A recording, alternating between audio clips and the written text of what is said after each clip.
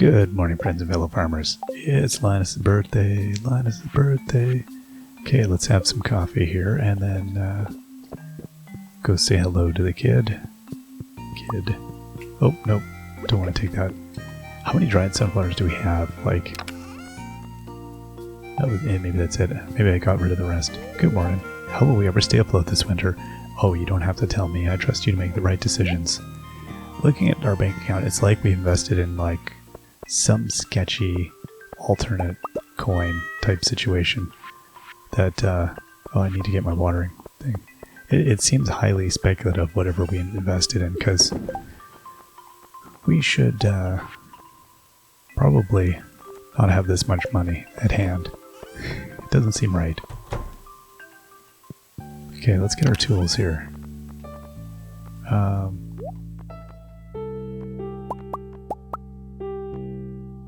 Okay.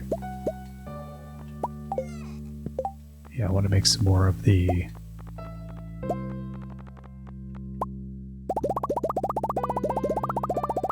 But put some more... There we go. I'm going to make some more fiber seeds. I'm going to make a chest. What else do we have here? Got kale for some unknown reason. Take that with me.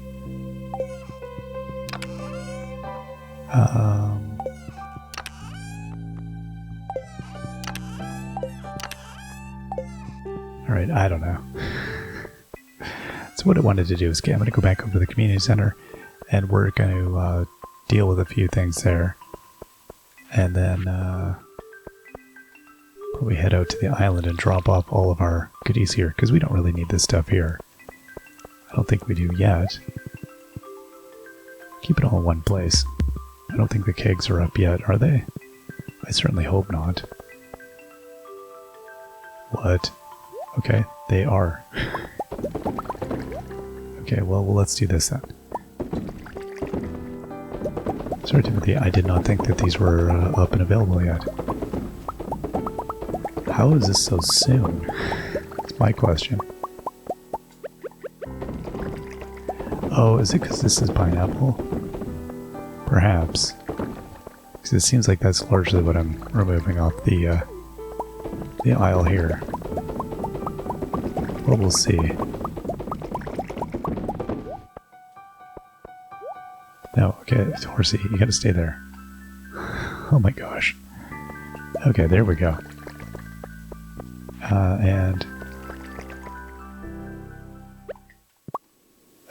Oops. There we go, we've got enough pineapple to get through this at least. That's the main thing. Alright. 2 steps forward, 1 step back. And there we are. Yeah, so I'll have to see what the island is looking like at the moment. I have no idea. It seems like a kind of thing where, yeah, I can't imagine. And again, my sense of time is really skewed now. But it does seem like we just did that, but it's hard to say if, in fact, that is the case. Maybe it was weeks. We did do a bit of mining. We did get busy with the crystallariums and stuff, but I didn't think we were that busy with them. I don't know. We'll see. Alright, well, we used up a good chunk of our pineapple. That's good. Okay, so I was going to go back over to the community center and clear that out. And put a chest in there. So let's go do that. Hey, bunny rabbit, what's going on? Alright,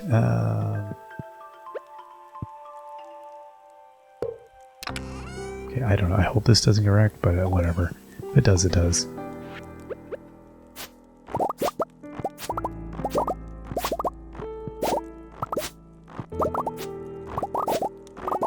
Yeah, that's a really ridiculous amount of stuff you get very quickly.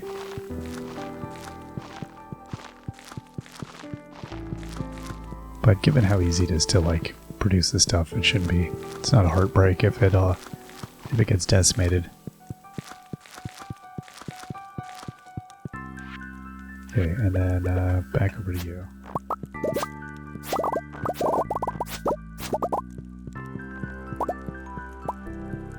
And then over here, we got a little bit more.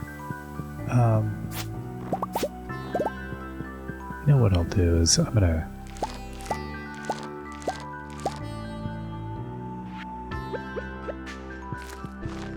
There we go. Let's put. We'll put this here. We'll just keep it all. I'm gonna keep it all as grass. I really don't need this much at this point. I don't even know why. Was this for tree fertilizer?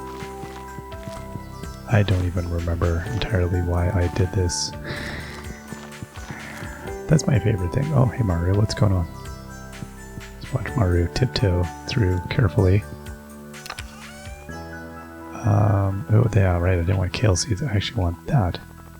Although, you know what, I'll put the kale seeds here too. What else am I going to do with it? We don't need them at the island. Just blast on back. Guzzle another pint of coffee. Then zip on over. Alright. Oh, wow. Okay, so it is harvest time once again here. That really just seemed to have just happened. Yeah, it's amazing. Well, this is gonna be a ridiculous haul, and I'm guessing then those kegs also need filling. So I'm glad I checked when I did, because yeah, that's gonna be just double check right now. Yep, they're all done. Oh my goodness. Oh, that's good. Everything's up. That's not such a bad day. So this will at least buy us a couple days. Like, 2. I don't know, we'll see. Now down below there, yeah, I'm not entirely sure though about the, what I put in the kegs. If I put ancient fruit in, I don't remember. I feel like those would have taken longer than pineapple. I feel like the pineapple's like a little bit less intensive. Who knows? These birds probably do. Okay, I'm gonna leave that. Let's go down here. Let's go see what's happening. Alright, almost done.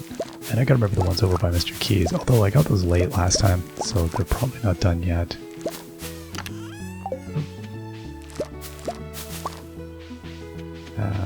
Yeah, I'll do all the pineapples. Let's do that first. Let's get a sense of the scope of this job. It's truly absurd. Yep, no, everything's up. Oh my gosh, okay. Wow. I cannot believe that. So recently I decided our house is a disaster and thought, you know, after you stare at a space for a really long time, sometimes you forget. Like I have a high, what's the word, capacity for like kind of visual chaos.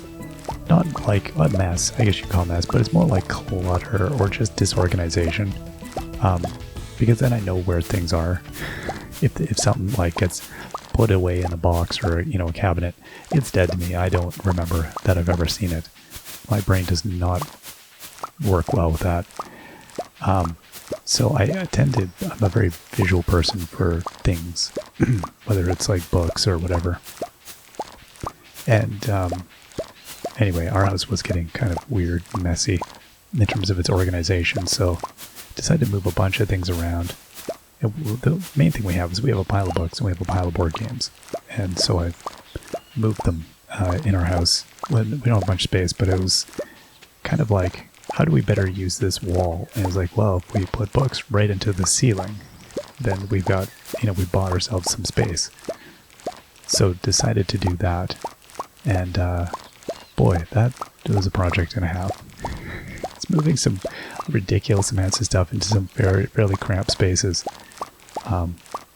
Yeah, definitely learned that you can take apart IKEA, those Kallax shelves, those big square, you know, shelves that are always have been so good forever. It is a really old one for, using for board games and stuff.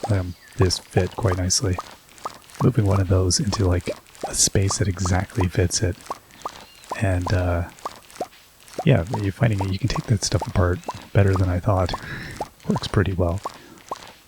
But then reorganizing and moving around books, and we're not young people, and we have both been readers all of our lives, so we have like a fair number of books, thousands, and that's like decades and decades of used bookstore shopping and hunting things down back before the internet even. So we tend to have more books than we should, or need, or can read in one life. But it requires, you gotta find a place for them. And I hate getting rid of books.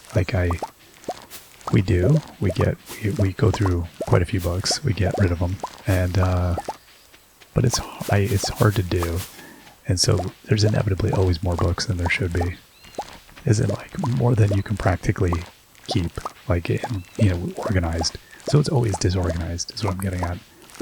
So I'm finally getting to a point in life where organization is happening. And so it's so much work. I forgot how much work. When I was very young, I worked in a bookstore for about, a year. And I enjoy organizing, but it's just really time consuming. And it's one of those things I've been nibbling at. It'd be like, here's 15 minutes and I'll just move some stuff. So it's one of those things where it's not a thing you do in one fell swoop, which is the nice way to do it, but over weeks, which is not, I don't like doing things like that. I'm very much a let's just get it done kind of person. So it's, it's been interesting. Good trying to do that because it goes against my nature. So it's kind of, it's nice to actually practice sometimes. It's like a form of learning. But at any rate, it's coming together. It is rather silly.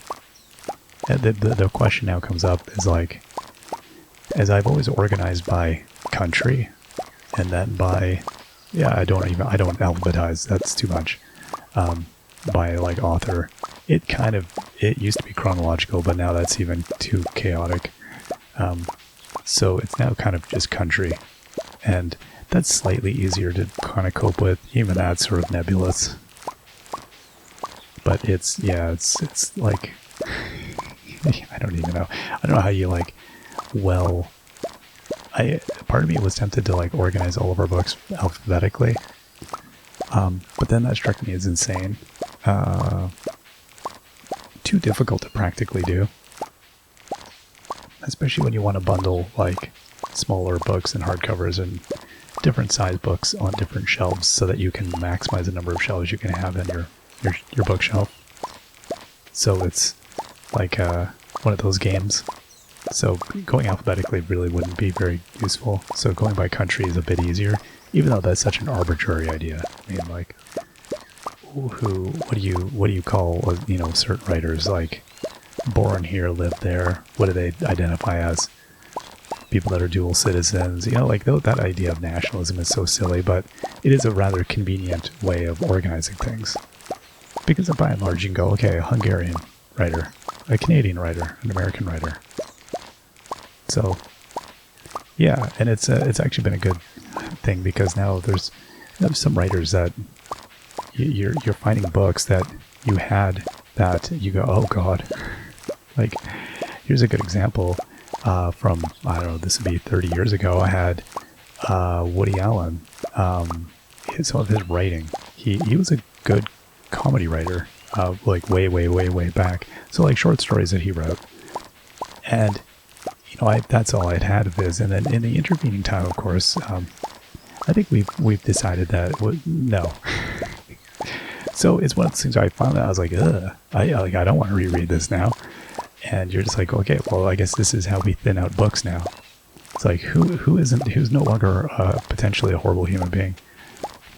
Regardless of your thoughts on that matter, it's one of those, I just would rather not. I don't really want to have to confront that every single time I consider reading that as something. So it's like, why am I keeping this? You know, get rid of it. So it's a lot of that kind of stuff. It's an interesting thing to go through. You know, you're like a long-term collection like that, and you kind of definitely just some writers now that you're like, well, oh, I really don't, or I just don't have a desire to read this person. Or you're like, no, they always kind of give me a weird feeling, and now I definitely know that writer is scuzzy. Yeah. I don't read as very many men. Like, I used to probably read far more men writers, and I think we've become, you know, in the past, like, 30, 40 years, we've become so much better at highlighting and praising or elevating, I think, and drawing attention to great women writers. So that's also, my reading habits have changed significantly. Because, you know, when I was younger and you would study, say, certain types, like you study American writers, and men dominated in the way writing was taught for, I think, a long time. Oh, bananas are not coming with me. And neither are these mangoes. Okay. I think that's changed. However, yeah, these changes take, you know, forever. Okay, let's do this. Let's start this side this time. But at any rate, yeah, I think, you know, there's some genres that were, like the British novel, for instance. I remember reading lots of great women authors in overviews of that. So we have, like, you know, there's lots of Jean Rhys, and you know, the focus there has historically, I guess, always been more positive. I think maybe, I mean, despite the fact that you've got like a George Eliot or whatever, you know, people that have to deal with the difficulties of getting published as a woman writer. But at any rate, yeah, some countries are, I don't know, America's got lots of fantastic women writers, so I've been reading a lot more of those lately. I think the genre writing too. I would much rather read women fantasy and sci-fi writers now, and find out what they have to say, because you know, men have dominated so long in some of those areas that, you know, for no good reason necessarily. Publishers were biased towards producing work because they thought, well, this will sell, etc. I don't know. So it's nice. So anyway, as you reassess your, you know, your collection of things, it opens up more doors, and sometimes you look at it and you go, why do I have all these books? I don't want to read these anymore. I will never want to read these again. And so definitely running into some of those. So that's part of the work, I guess, when you move stuff around, is you reassess, why do I have this? Why did I ever have this? Do I really want to continue having this? And a lot of no. Oh, man, I don't know. Yeah, despite, you know, you think of like some men writers that are like good stylists, but the content I don't want to read. There's definitely lots of writers I could do with never reading another novel by them. Regardless of their, how good they are, it's like, I know where we're going here. Alright. Oh, that come right up against a tree. Okay, fine. 850. So yeah, I think we did pretty well today. That, I did not expect to get all the way through all of this. That is, that's incredible. It is funny. I think, this Let's Play is, it's funny in that my, my wine kegging time, normally, video games require a reasonable amount of thought and, like, all that. I don't know. They tend to be very active when I do them. And so, the idea of, like, you know, talking through as I'm doing stuff, it's less, it's not as easy. It's more difficult to do. I think, you know, I'm finding with like the activities here on this farm now, it's interesting because the tone, I think, of this Let's Play is slightly different now. because my brain is so freed up, and you know, we know what we're doing here like the back of our hand. There's nothing, we're not figuring anything out. There's no difficult problems that we're encountering. It's all very yeah, it's a very knowable thing, right? We've done this. We're very familiar with this now. So it allows my brain to kind of, it frees me up to talk about whatever, or you know, blather on. And that's yeah, it's kind of funny because the content then changes. Like I will talk more about real life, and as opposed to fixating just on the game itself, the mechanics, or what's right in front of me. And so it totally changes you know, how you approach the whole thing. It is kind of funny, which I don't mind. I don't mind either, actually. I don't think I ever run out of things to say, but it's yeah, it's very different because your brain can kind of settle into a topic, so you can talk at length and get deeper into an idea, which you can't do, I think, in most games because you're actively engaged by the game so heavily that it. I missed those ones over there. This is can I do this? I don't know that I can even do this. Okay,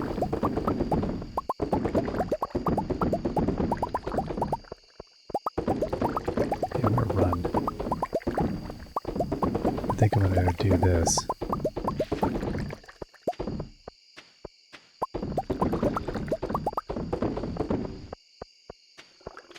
Okay, we're gonna go like this.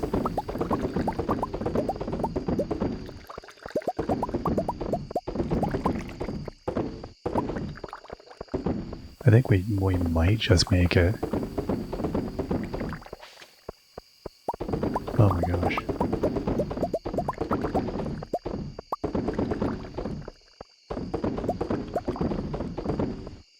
Okay, and then I'm missing a whole pile here. Okay, let's go over here. And